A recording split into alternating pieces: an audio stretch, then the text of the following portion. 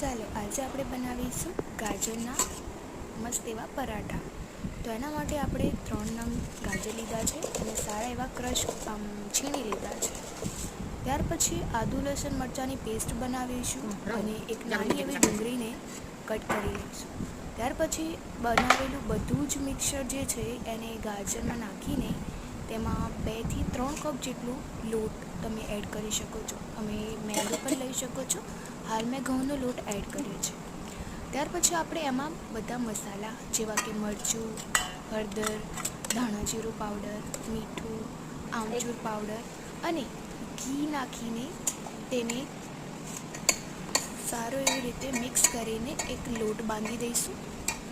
તમે જોઈ શકો છો. ત્યાર પછી ઉપરથી ઘી લઈને તેને સારું એવી મિક્સ કરી લઈશું. ત્યાર પછી અહીંયા પેન મેં ગરમ કરવા મૂક્યું છે અને અહીંયા લોટની નાની નાની લોહીઓ કરીને તેને આવી રીતના વણી લેવાનું છે.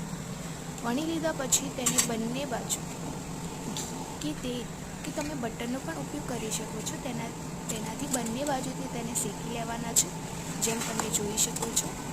ત્યાર પછી તમે એને ક્રિસ્પી એવું કરારું એવું તમે ખાઈ શકો છો. તો તમે જોઈ શકો છો આપણો ગાજરના પરાઠા જે છે એકદમ રેડી છે. તો લાઈક, શેર,